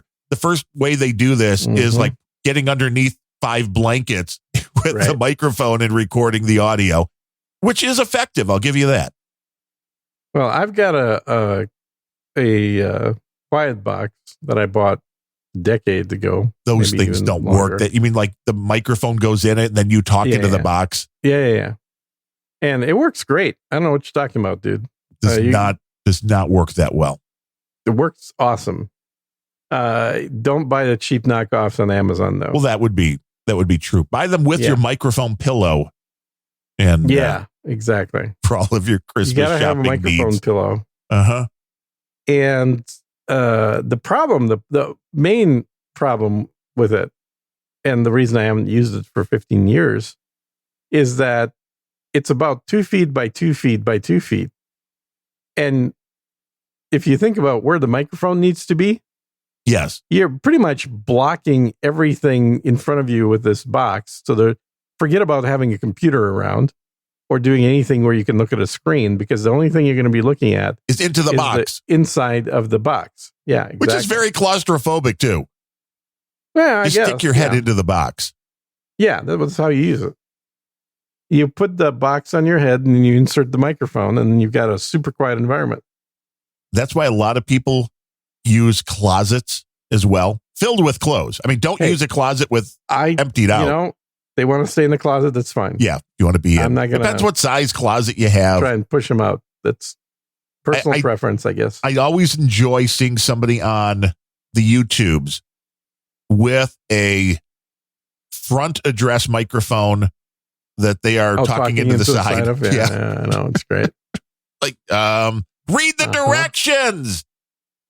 Yeah, well, even without reading the directions, can you not just hear through the headphones when the mic is loud and when it's quiet? Yeah, I can. I would think you should. That's part of it, understanding how everything works, and then literally moving around and listening for the difference. And if you can't hear it live, then listening to audio back on a recording. And the good microphones, you definitely noticed, with the right processing. Here, let me demonstrate this for people. Okay. Right now, I'm talking into the side of the microphone. You can hear me just as well, right? Oh, yeah. The volume's there because the way our system works, but you're muffled. Yeah. Yeah, of course. Now I'm back to the front of the mic. It's the microphone is made to be directional. There are omnidirectional mics out there. You do not want to use them for podcasting. Yes, they're for other things, like singing. Right. Or if you're having like 8 people over and you really want to record a group conversation, it's still not going to be great, but that'll help. Yeah, exactly. So anyway, I'm keeping my fingers crossed because like I don't need this thing, but at under $100, something that I can start recommending to people. I would love to do that. I'm not a big fan of the Yeti brand, the Blue Yetis. Yeah, I'm not either. They do have some really nice mics. I'm sure your buddy Bemrose there, or whatever his name is. He started whatever. He's on your show more than he's on mine. Come on. Fair enough. He had a brand that I recommended, and that was the one that our buddy Sir Matthew used over on Maps with Matt. That was like a Chinese knockoff. That was a great directional USB microphone that was like $40, and they stopped making them. Of course they did, yeah. Because it was good. And here's the funny part. Like, I've had this happen before. You buy some technical gizmo from a company, right? And it's a name you've never heard of on Amazon. But it works fine. And you go back like 6 months later, and you're going through your past purchases. You click on it, and it says not available, and takes you to the company's page because their default is if the product isn't available, the place that you bought it from, the vendor, is what it's going to show you. And you look at this products that are currently available, and it's like clothes. Yes. How did this company go from selling electronics to selling clothes? Because they're out of China. Because that they don't care what they sell. They're just getting good deals. Yeah, it's basically the equivalent of a, what was that store brand chain that we used to have back in the 70s that only sold closeout shit? You remember? You know who I'm talking about? Only closeout. No. God, what was it? It was, I keep thinking of the word Remax, of something like something, but it was a store chain, like there were multiple stores, but they effectively bought out either stores that were closing or just places that had low inventory of something, and they didn't want to deal with, like if Target only had 1,000 of some TV set. Right, all close and they out. have 10,000 stores. They're not going to just sell the TVs. You know, they're going to get rid of all 1,000 of those TV sets to a wholesaler, and then not take up space in the stores. And this place used to just specialize in that kind of shit. I bought Casio watches there. I bought some kitchen appliances. Oh my God, I cannot think of the brand of store it was, but it was a store that was always fun to go into because you never knew what they would be selling. It is not Kmart, Ned. I mean, that's close. No, it's not. But it's not Kmart, no. I mean, I was doing reviews for the guys that back when this was still a thing, the reviews. So this is going back like 6, 7, 8 years ago now. But it was the company that bought a bunch of these brand names, including like Polaroid. Yeah. When they went bankrupt and they were making all this stuff like the little printers and all of that. Right. I think they owned Kodak too. I think they owned like a bunch of that stuff. Yep. And they had an audio brand that, again, was very short-lived, but was excellent stuff. So it's like if you are looking for a bargain, there are some out there, but it's hard to find, which is why I never understood the concept of Amazon. Like, nope, we're not going to allow you to do this anymore because it's unfair. And people are like, why should I listen to that asshole? Because he's getting everything free. And I would, again, make the case, well, I'm getting everything free, but I was focusing on microphones and headphones, which means I actually knew what I was talking about microphones and headphones. So that's why, because there were some really good products that were cheap. And if you found those, it's like, that's what I would recommend, not the Yeti stuff, because it's average at best and overpriced. And the Yeti stuff to me is all just the look of it. It's all just, it looks very nice as opposed to how it sounds. I'd rather have a microphone that looks like crap, but sounds really good. Yeah. I mean, that might change again if you start doing YouTube videos where people can see the microphone. But overall, is it Filene's Basement? No. Service merchandise? No, that wasn't. But it's like Filene's Basement was for clothes. It's just this was for not clothes. So any kind of electronics, any kind of like kitchen gadgets, anything. There's like TJ Maxx is another example of a clothing store like that also carries a few non-clothing items, but it's like a closeout store, like a store that only sells crap that's, closed out by other stores. And I think for clothes, it's usually just seasonal, but for non-clothes, it's also products that are low supply. And the internet has changed all of that. Yeah, I think, honestly, I think mostly eBay changed that to where people just decided they could have a little business of buying closeout crap and then selling it on eBay. Well, that's also it. That's the flipping at its core as well, which is, I can buy this cheap and then go resell it to make money. Yeah. Which is harder to do on eBay as their fees continue to go up. That's what I've heard. Yeah. It's like, well, if you're paying eBay 10 to 12%, it's very hard to make a profit. I don't think people understand the profit margin. I would love 10 to 12%. Fucking Amazon's like 40. Really? That's horrible. Yeah. And I just did a shipment the other day and I was like, oh, your stuff, did it come in? Is it getting listed? How is this going? Yeah. I'll when it's fully up online and everything, and I've done a test purchase, I'll talk about it. But there's been a lot of, this is the first one we did. There's been a lot of bullshit happening. So it's taken longer than it's supposed to. How do you even make money? I have no idea. But the point won't. Probably not. But like last minute, like everything's ready, going through the form to ship all these boxes to Amazon, and then have a little note in there. It's like, verify that the boxes are packed in a sealed plastic bag. I'm boxes? Like, why? Why do I need the external box of my product that contains a product that is plastic and not damaged by water? Why do I need to put that in the plastic bag? And there's no way to get out of it. Every individual box has to be in a bag? Yes. And I've gotten some shipments of stuff I bought from Amazon that comes in the plastic bag, which I always just wondered, what the fuck? Why? And then, but plenty of things don't. Like I'd say 80% of the stuff I've bought from Amazon, including computer gear. Is it all stuff though that they're selling for third parties rather than stuff they're buying and selling themselves? I have no fucking clue. But the point is, they have this requirement, and your options are to either do it and then take a photo or bugger off and demonstrate, or to pay Amazon 53 cents a box to do it for you. So they'll bag your box for 53 cents. They'll bag my box for 53 cents a box. I'm like, motherfuckers. So yeah, okay, I had to click bad button. So I'm like, okay, I guess they're going to have to bag these themselves, fuckers.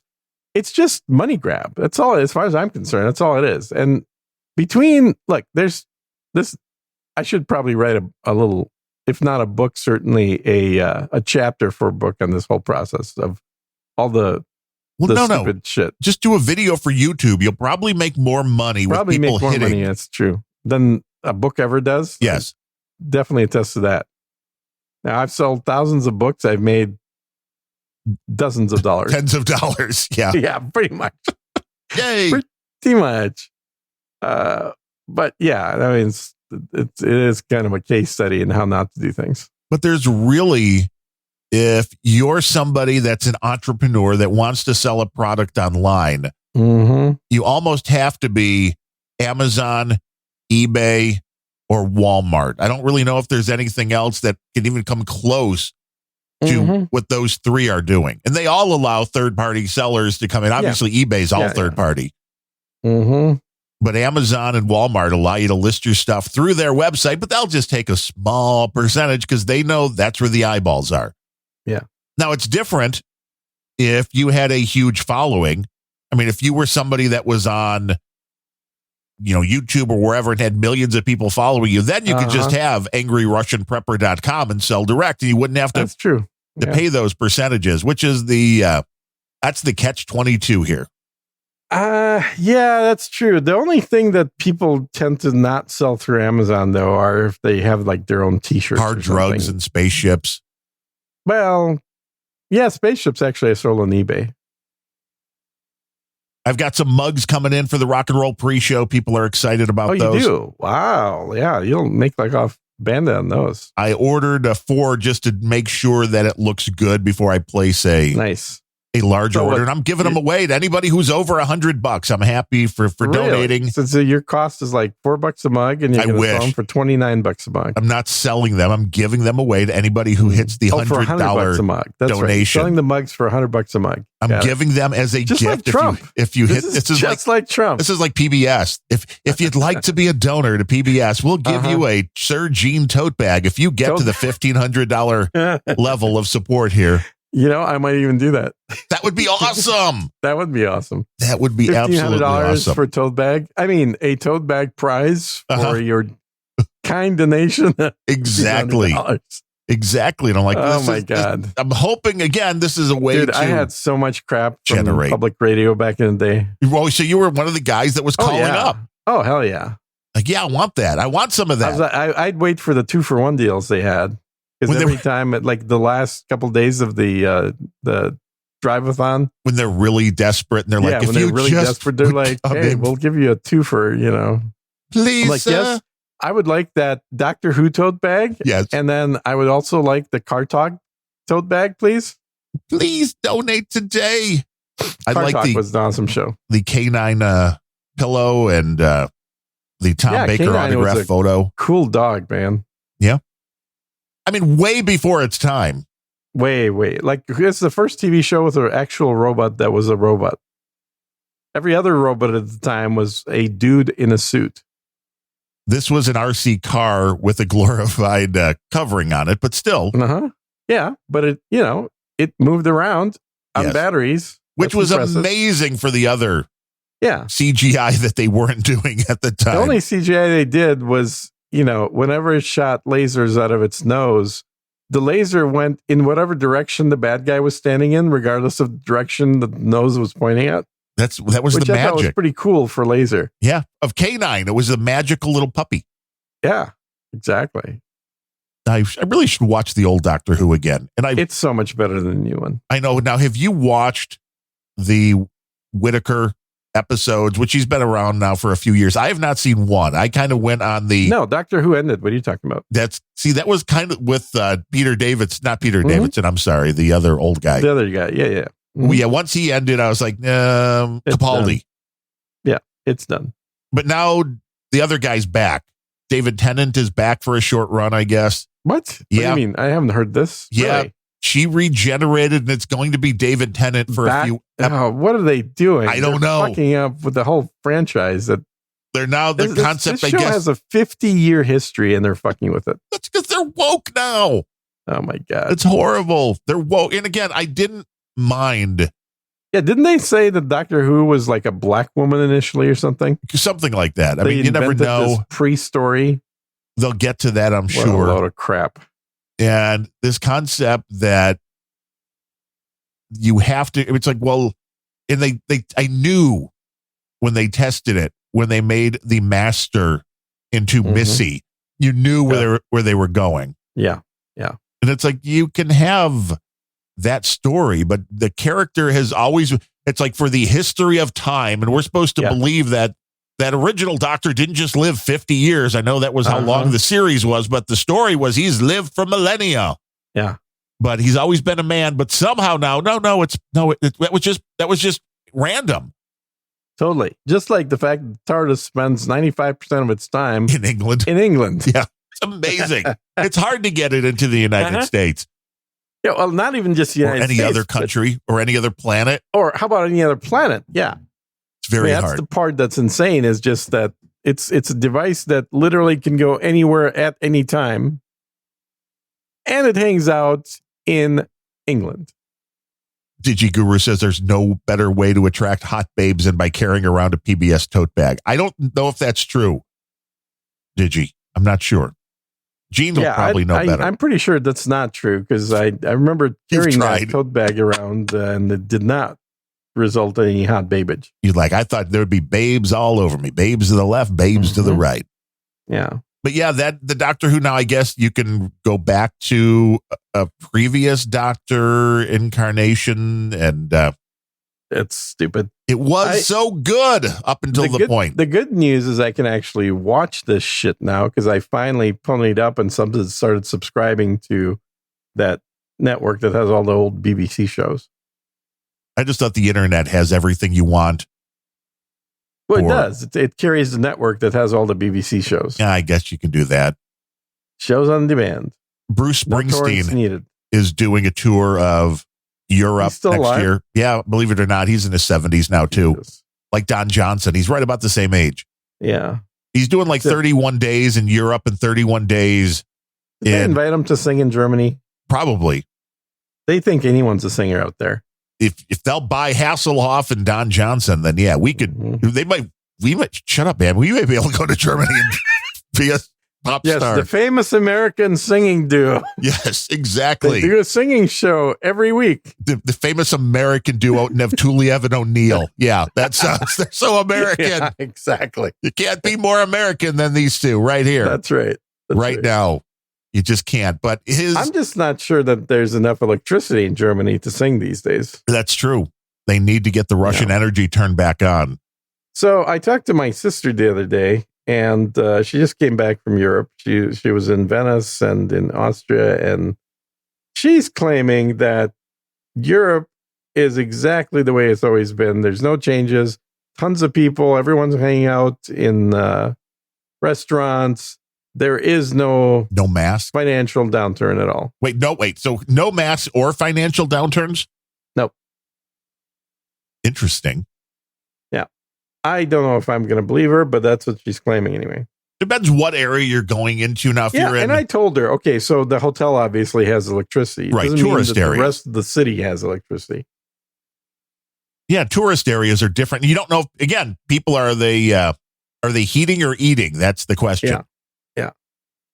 But that's why I was kind of taken aback, as I was starting to say, with the Springsteen thing. There was just an ad that you could pre-order his whole 31 stop tour. And I think they were splitting them up between Europe and the United States, 31 shows. But you could pre-order for the audio for all of those.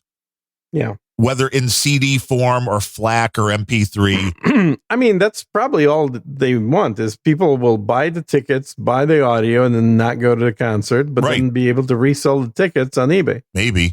But just the audio. If you wanted like all 31 dates was like $800 for the CDs or like $600 for the FLAC. And I'm like, no, I'll just pirate them. Allegedly. I mean, Trump needs to raise his prices, it sounds like. Maybe. It's like, it's just too much. $100 for a picture of Trump just doesn't seem like a whole lot these days. 31 concerts just in audio. Forget the CD. That I'll give you. You're spending like $1 a piece. So they're going to send you the same songs over and over recorded at each location? To be fair, Springsteen varies the sets from show to show. But yes, you're getting same the full songs in different order from each location? Not always the same song. Now, Metallica's doing it even better. They're doing fuck Metallica, dude. I know you don't like Metallica, but this concept I like, which is they're doing a tour where they're playing 2 nights in every city, and they will not repeat a song over the 2 nights. That I think is an interesting concept. Whether you like the music or not, I kind of dig that. And Springsteen's always been about the music is like they were the first assholes to actually go after their listeners, right? Because Napster. Yep. They're like, we need our money. Yeah, exactly. Give us our money, bitches. But now they're on Nugs, which every concert they basically do. I'm sure there may be some exceptions, but most of their concerts are up to stream on a service where you pay like $10 a month. So they can't be making millions. And again, Springsteen's are too. And if you spend like $30 a month, you can stream instead of with the compressed MP3, which I can hear the difference a lot of times. Right. But you can stream the uncompressed for like $30 a month. And when I did a month trial, I was just running my machine all day, concert after concert, ripping everything. Right. Sure. And it was real time.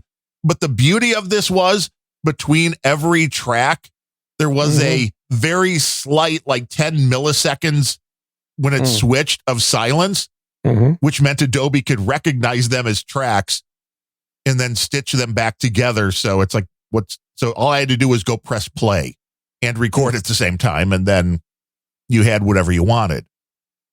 But it's like you're trying to sell 31 shows. Wait, how are you recording this?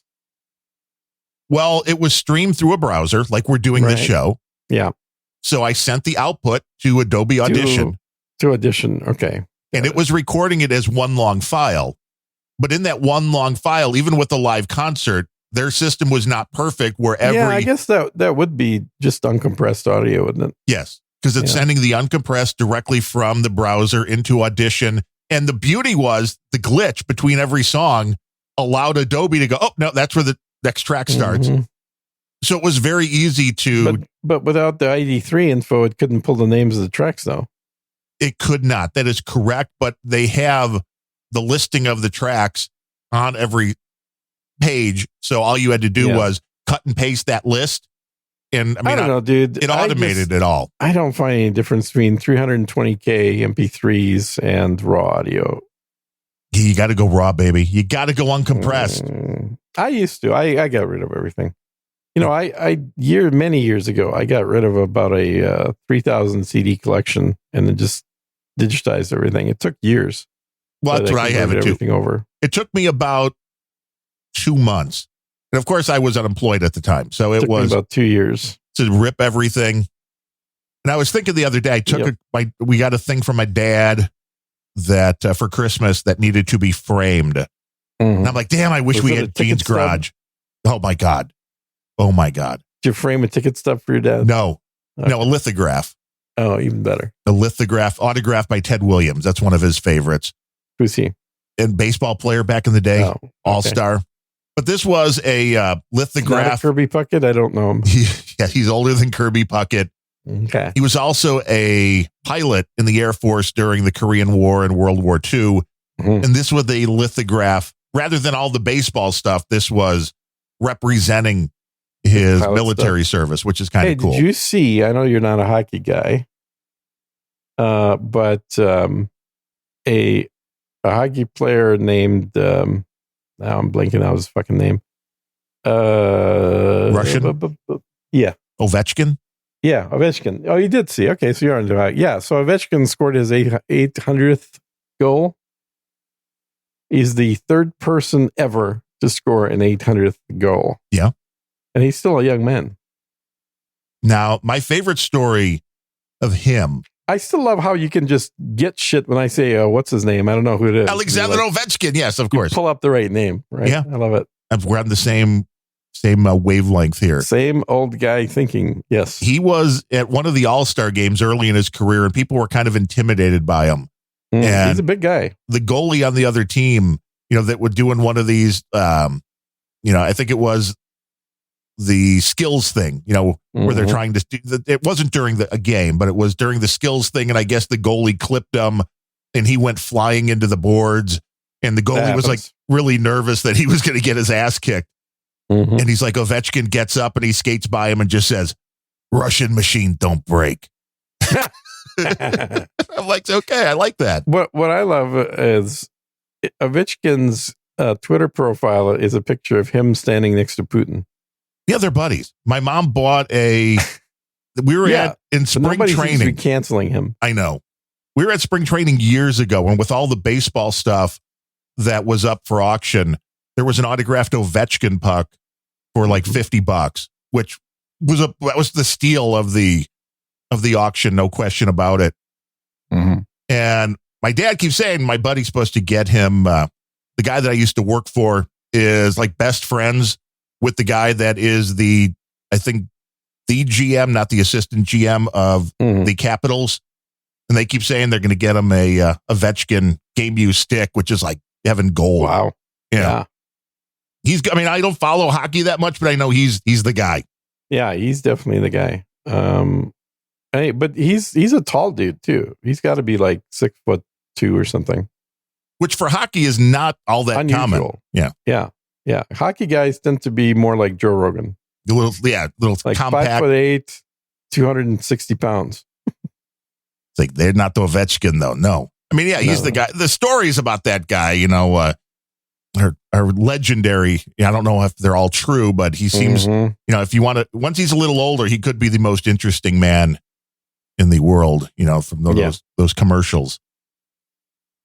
Yeah, and that's the thing is he's still not that old. He's not young, but he's not that old right now. Yeah, hockey years though, those add up.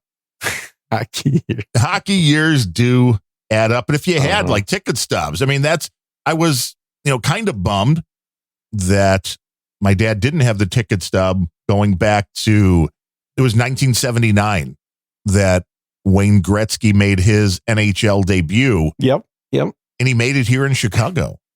Did he? I didn't know that. I thought it was out on the East Coast. No, it was here at the Chicago Stadium. And those tickets, if you have one of those stubs in good condition, $100,000 plus. Oh my God, that's insane. Yeah. I just do not understand who would spend money on that. People that are into collectibles, I guess. Ugh, that's crazy. But yeah, that was getting back to the frames. That's because I took that for him, and I have a Taylor Swift Peter Max lithograph. Oh, well, Peter Max is famous. Yes. And it's autographed by both of them. Holy shit, that's got to be worth something. Yeah, well, they're selling for thousands now. Yeah. How much did you buy it for? I got it as a Christmas present for when it was selling for $200. How is it selling that cheap with an autograph? It was directly through her store. She is very fair with selling that kind of merchandise. And there were 4 different ones, and I got flooding the market with autographs. Yes. And the weird thing is the autograph prices are not dropping. And this is something I followed pretty closely. I can't believe I'm going to say this, but next time there's a new thing with an autograph coming out, let me know. Because you're like, I'm going to pick up some and put them in. I'm going to pick up 100, yeah. Whatever you can, put them in a box and wait. Because the concept, like in baseball. That's nuts. I know. The late, great Bob Feller. I got his autograph on his last opening day. He was here in Chicago when the White Sox opened up, when he was already in his 80s. I forget, he was 82, 85 or something when he died. Originally a Minnesota team, right? Yeah. Well, and Bob Feller, man, he's from Iowa. So, you got another right there by Minnesota. One of the greatest, but he was a guy that literally signed for everybody, which means even though he was one of the greatest players of all time, his autographs are almost worth nothing because he signed literally for everybody that wanted him. Yeah. Where he's the guys that are dicks and don't want to sign, those are the ones that go for a lot of money. Yeah. And you're right. Taylor Swift is flooding the market with autographs. Flooding. But she's got a lot of people that like her stuff. Millions. Well, that's honestly, I've never understood the whole concept of autographs. I've done it maybe 5 times I've ever gotten an autograph. I got an autograph from Dick Marchenko. I did as well. Demo Dick getting the book signed. Yep. Did that. I got an autograph. I have a towel autographed by Douglas Adams. Ooh, now that is pretty cool. Yeah, I'm sure that's worth something. But I didn't do it for money. I did it because I just thought it'd be a funny idea. He said it was the first towel he'd ever signed. That's impossible. Yep. This would have been 1989. Well, okay, so that was right about the time the Hitchhikers stuff was really exploding, wasn't it? Yeah. Mm-hmm. So I'm guessing you weren't the first, but if you could verify that was the first towel he ever signed, that could be worth millions. He said that, so I don't know if it's. Do you have a record of that? He is now, of course not. Unfortunately, passed. Long gone. He was a man who died way too early. Yes. I would have loved to have read more books by him. His books are philosophy pretending to be science fiction. The only author that I can remember just offhand where I willingly have reread books over and over again because they're that good. And they're that, you want to talk about the Malkovich movie. Yeah, exactly. That's the same genre. You read Douglas Adams and you could read the same sentence like 5 times and go, yeah. What? Yeah. The Holistic Detective series, also very good. The Long Dark Tea Time with the Soul. So Long, Thanks for All the Fish. Yeah. Yeah. He was a huge Macintosh fan. He had the first Macintosh in Europe. You know, I think I still have a copy, although I'm sure it's open, or maybe it's not, of the game Starship Titanic that was based on his work. Yeah. That could be worth big bucks. Maybe, if you have some physical. Yeah, I mean, he did that. He did the Hitchhiker's game. He was very early into that whole genre of text games. Yes, it was. That was like a Zork game, the Hitchhiker's one, wasn't it? Yep. I thought they were pretty cheesy myself, but but that was the point of those kind of games. Yeah, that's kind of like this podcast. You are listening to a podcast. To the north, you have a box of Cheerios. To the west, some milk. You know, I mean, that's what would you like to do? Right. Get the milk, pour it into the cereal, have breakfast. Exactly. And then I love when you swore at those games and they got very mad at you. Oh, yeah. They would have filters for stuff. They would track that kind of language of things. But autographs are a weird thing. Yeah, it's a weird thing, but I've never sold any. I've never really bought any. I've only gotten less than 5 in my entire life. And it just seems like, I mean, I bought a book that was autographed for somebody as a gift. I bought the biography of Teddy Roosevelt that was written by his son and published in 1920 something. Nice. And autographed. So it's like $1,000 book, but it was, I think it was like 50 cents when it came out. Well, it was a different time. Yeah. But I'm sure the autograph had a part to do with the cost of the thing. But, I don't get anything out of autographs, really. I don't get the concept. That's why it's so hard for me to imagine people that pay crazy money to get something like that. And if I wasn't buying it as a gift, then I wanted the guy to realize how expensive of a gift I got. Right. Well, that's it. I would have bought the book without the autograph. Well, I have a autographed ticket stub from Tom Seaver's 300th win at Yankee Stadium back from 1984. Or was it 85? I think 85. That I was at the game. And it was the hardest autograph ever, man. I had to hunt this guy down. Tom Terrific was not a friendly autograph signer. But I did finally get it signed. So it's worth more. That would be true. That would be true. And I think the only reason he signed it was we were in Milwaukee for the series, staying at the same hotel that the White Sox were staying at. And he was leaving the hotel, I think it was after breakfast. Yeah, he'd been staked out camping there for 6 hours. Exactly. And I ran, we were having breakfast as well, but I had my ticket stub along with a copy of his book, The Art of Pitching. And I think the fact that I had a copy of the book got him to stop, because you're an author. Yeah. I think that is the ultimate of if somebody bought your book, that's more than just, here's a baseball card or here's you bought my book. Okay. It's kind of cool meeting people that have bought your book. Yeah. You're like, well, why did you, was this an accident? Well, I don't say that, but I mean, was this a gift? It's kind of neat.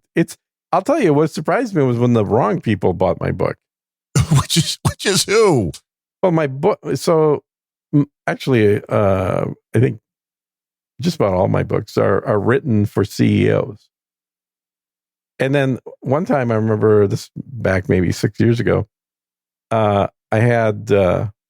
was helping a company with some stuff, like they need to fire a lot of people.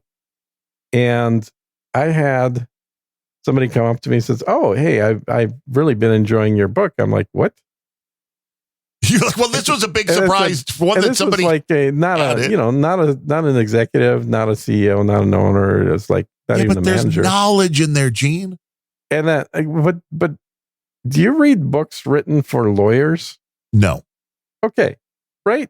Because you wouldn't expect that. So that was my thought. I was like, I mean, I didn't say this out loud, but my thought was like, why are you reading a book about CEOs? When it was a 5'11" blonde lingerie model too, that also surprised you.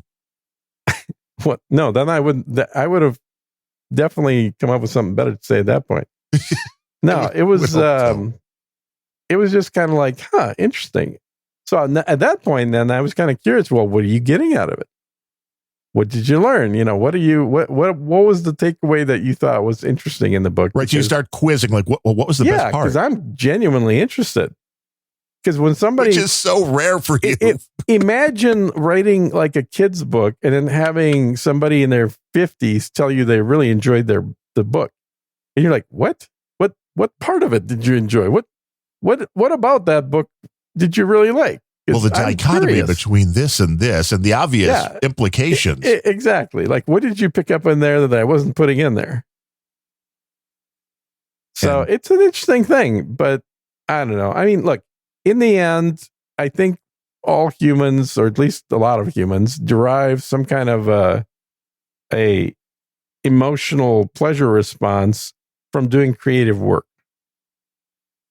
Yes. And this is why painters paint, authors write, YouTubers get in front of a camera and play video games. These are all things that generate endorphins. And if people enjoy that, it's even a extra bonus. Well, it is. And to a lot of extent, I think the people doing a lot of this stuff would be doing it even if nobody is consuming it, including all the big YouTubers that I've talked to. They certainly now are happy to basically be making a living just by getting paid from YouTube. But everybody had to start with 0 subscribers. And getting from 0 to 100 is painful. Yeah, been there. And getting from 100 to 1,000 is painful. Easier than going from 0 to 100, though. Yeah, but not by much. No. And really, like, I feel like in my experience, or more like experience of people I've interviewed, because I interviewed people on this topic, it's really when you get to about 20,000 subscribers that things change. So getting to 20,000 is really hard. Most people are under that.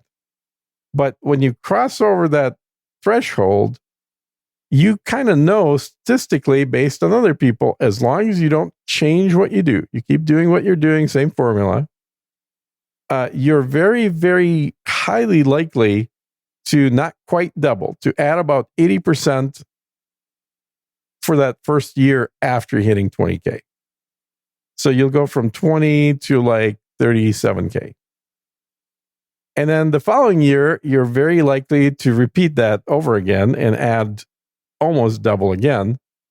And then once you hit 100,000, typically they will more than double every year until they have millions of subs.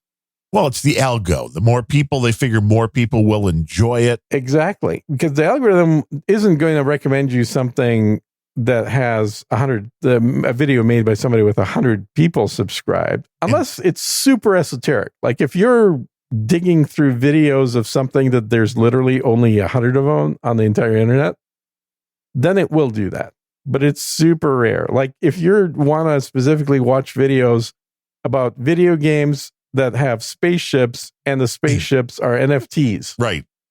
Okay, that reduces the number of sources, the number of people making videos on that topic significantly.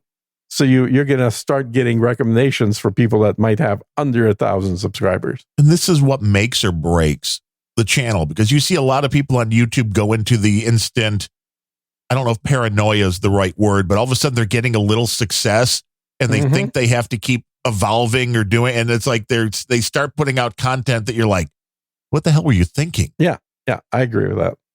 And so, I understand why, because as you pointed out, the more you put out, the more they boost you, if you will.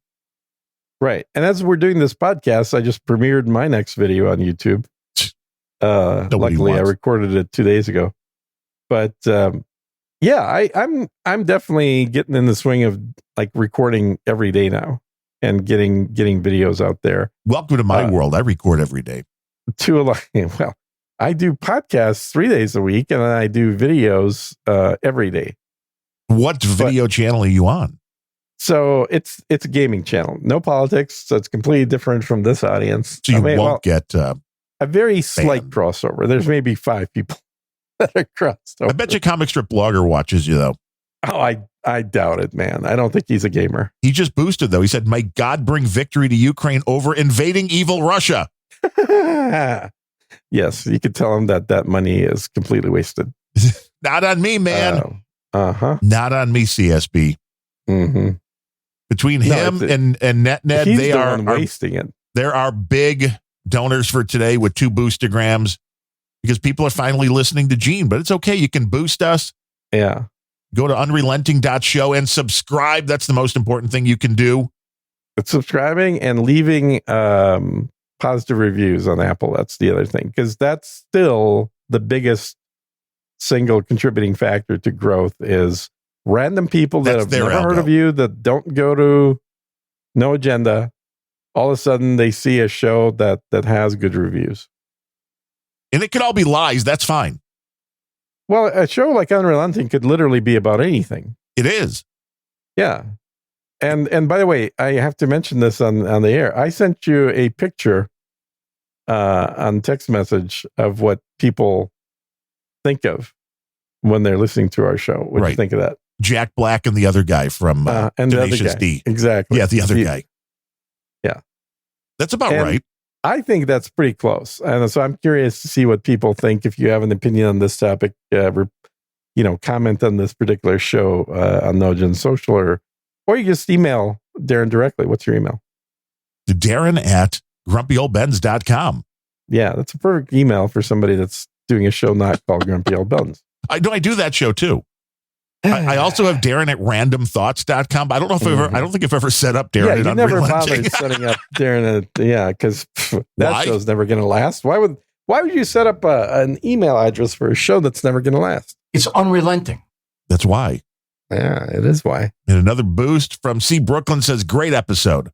We appreciate that. Yeah, we do. And you know what? Let's just wrap things up on that perfect comment.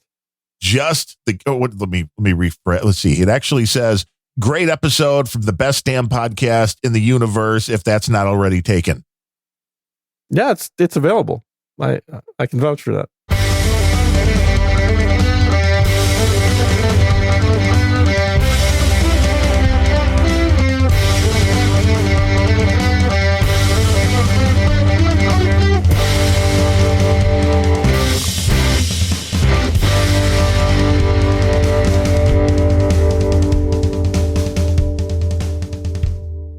If you were married to John Cusack, you'd probably become a lesbian too.